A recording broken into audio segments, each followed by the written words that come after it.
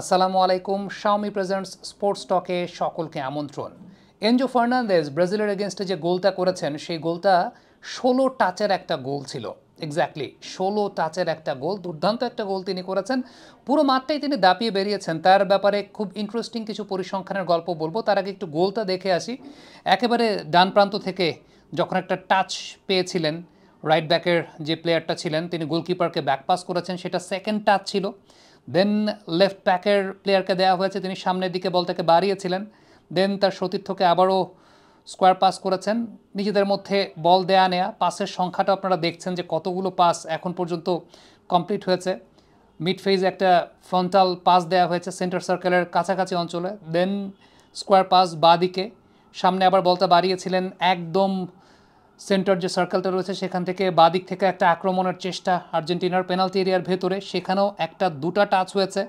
দেন third টাচটা এবং পরবর্তী সময়ে এনজো ফার্নান্দেজের গোলটা, একদম ১৬ নম্বর টাচে গিয়ে এনজো ফার্নান্দেজ গোলটা কমপ্লিট করেছেন। পাসের সংখ্যাটা আপনারা দেখতে পেলেন যে কি চমৎকারভাবে গোলটার কোঅর্ডিনেশনটা একদম ব্রাজিলকে বোকা বানিয়ে করেছেন এনজো ফার্নান্দেজ, এবং সেই জায়গাটা একটা কোলাবোরেটিভ এফোর্টের মাধ্যমে লাস্টের টাচটা, ফিনিশিং টাচটা তিনি খুব ভালো মতো দিয়েছেন।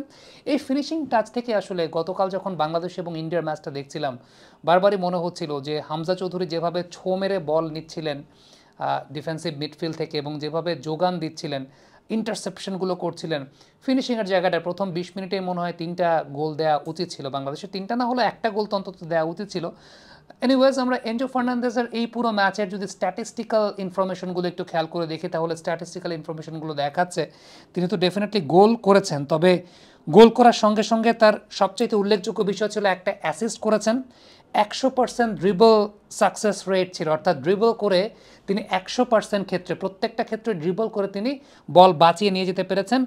৫২টা পাস দিয়েছেন, যার মধ্যে ৪৮টা পাস তার অ্যাকুরেট ছিল। অলমোস্ট 95%-এর বেশি তিনি অ্যাকুরেট পাস দিয়েছেন ৫২টার মধ্যে ৪৮টা। ২টা কি পাস দিয়েছেন যেগুলো গোলের জন্য কাজ করেছে। ২টা বড় চান্স ক্রিয়েট করেছেন। ২টা ক্রস কমপ্লিট করেছেন। লং বল ২টা দিয়েছিলেন, যার মধ্যে একটা আসলে কমপ্লিট হয়েছে। ১১ বার গ্রাউন্ড ডুয়েল জিততে চেয়েছিলেন, যার মধ্যে ৭ বার তিনি জিতেছেন। ৪ বার তাকে ফাউল করা হয়েছে, ২টা ট্যাকেল তিনি করেছেন এবং পুরো ম্যাচের মধ্যে ৬৮টা টাচ দিয়েছেন, যে ৬৮টা টাচের মধ্যে মাত্র ৭ বার তিনি বল হারিয়েছেন, অর্থাৎ তার বল সাকসেস রেটটা সেই জায়গাটায় অনেক বেশি মাত্রায় রয়েছে। এবং পাসের কথা যখন বলছিলাম, সেই জায়গাটাতে কমপ্লিট পাসে গোল হওয়ার ক্ষেত্রে এই বছরটাতেই একটা রেকর্ড কিন্তু হয়েছিল চ্যাম্পিয়ন্স লিগে। ম্যানচেস্টার সিটি ৪২টা কমপ্লিট পাসে তারা একটা গোল করেছিল, এবং সেই গোলটাও যদি আপনারা একটু লক্ষ্য করে দেখেন, ৪২টা কমপ্লিট পাস, যদিও ম্যানচেস্টার সিটির পারফরমেন্স নিয়ে তাদের সমর্থকরা খুশি ছিলেন না, কারণ তারা গোল দেখতে চান, কম নাম্বার অফ পাসেস দেখতে চান না। একটু খেয়াল করে দেখেন ৪২টা পাস, যে ক্ষেত্রে ম্যানচেস্টার সিটি ৪২টা পাসে গোল দিয়েছে। Just look at the scenario, যেটা পর্দায় এই মুহূর্তে আপনারা দেখতে পাচ্ছেন, যে ম্যানচেস্টার সিটি তাদের অফিসিয়াল ফেসবুক পেজেও নাম্বার অফ পাসেস কমপ্লিট সেটা তারা দিয়েছে, এবং বেশ ভালো ঢিমে তালে পাসিং করতে করতে করতে করতে একটা পর্যায়ে কিন্তু গোল হয়ে গেছে। একবারে রাইট সাইড থেকে সেন্টার সার্কেলের কাছে মিড ফেজে, সেখান থেকে আবার ব্যাক পাস, মিড থেকে আবার রাইট সাইডে, সেখান থেকে সামনে আক্রমণের চেষ্টা, আবারও ব্যাক পাস করা হয়েছে।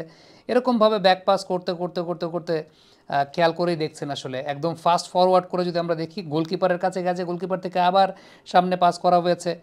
সব কিছু মিলিয়ে লাস্টে গিয়ে গোলটা কমপ্লিট হয়েছে। তবে আপনি যদি আমাকে বলেন যে মানে যে সময়টাতে, মানে আমরা যখন একদম ছোট ছিলাম, রিয়াল মাদ্রিদের একটা ম্যাচ আমার মনে পড়ে, যেখানে সিঙ্গেল পাসে, একটা পাসে, সিঙ্গেল টাচে রিয়াল মাদ্রিদ একটা গোল দিয়েছিল। রুদ ভ্যান নিস্টেলরয়ের একটা গোল ছিল।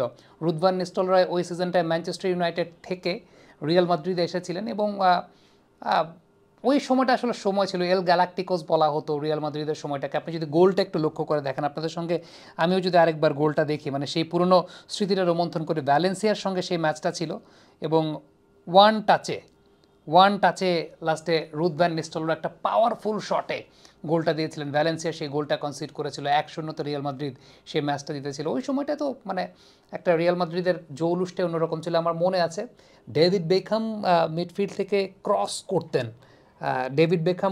করতেন, তার একটু আগের কথা বলছি, বেকহাম ক্রস করতেন, রোনাল্ডো নাজারিও রিসিভ করে গোল দিতেন, মানে ইট ওয়াজ টাইম। ওই সময়গুলো আসলে ওই সময় ছিল, মানে দেখার মজার জায়গাটা আসলে ব্যাপক ছিল সেই সময়টাতে, টু বি ভেরি অনেস্ট। এখন তো আসলে ফুটবল ওইভাবে দেখার সময় হয় না, যেহেতু ক্রিকেট নিয়েই কাজ করি, ফুটবল ওইভাবে দেখার সময় হয় না। মনে হয় 2015-16 সালের পর থেকে আসলে ফুটবল ওইভাবে নিয়মিতভাবে ফলো করা হয় না, ওইভাবে দেখা হয় না। বাট একটা সময় তো আসলে প্রচুর প্রচুর, মানে যে সময়টার কথা আসলে বলছি 2002, 3, 4, 5, মানে ডেভিড বেকহাম ম্যানইউতে ছিলেন, তাকে রিপ্লেস করলেন লিসবন থেকে সে ক্রিশ্চিয়ানো রোনালদো, দেন বেকহাম রিয়াল মাদ্রিদে চলে গেলেন, নেস্টল রয় রিয়াল মাদ্রিদে আসলেন। মানে ইট ওয়াজ টাইম, আমার কাছে মনে হয় যে একদম স্বর্ণালী সময়। রোনালদিনহো তখন বার্সেলোনায় খেলতেন, একটা চ্যাম্পিয়ন্স লিগের ফাইনাল মনে আছে, আর্সেনাল ভার্সেস বার্সেলোনা। রোনালদিনহো সে সময়টাতে বার্সেলোনায় খেলতেন। টিয়েরি অনরি, তার কান্না জড়িত কণ্ঠ, 2006 সালে খুব সম্ভবত চ্যাম্পিয়ন্স লিগের ফাইনাল ম্যাচ ছিল সেটা। তার আগে আর্সেনালে যখন টিয়েরি অনরি ছিলেন, একটা সিজনে ম্যাক্সিমাম নাম্বার অফ গোলস করেছিলেন। তো অনেক কিছু, ওই সময়টা আসলে অনেক কিছুই দেখা হতো, এখন ওইভাবে সময়টা আসলে পাওয়া যায় না। থ্যাংক ইউ ভেরি মাচ, একটু স্মৃতি রোমন্থন করলাম। কেমন লেগেছে ব্রাজিল আর্জেন্টিনা ম্যাচ লিখে পাঠাবেন। Thank you so much.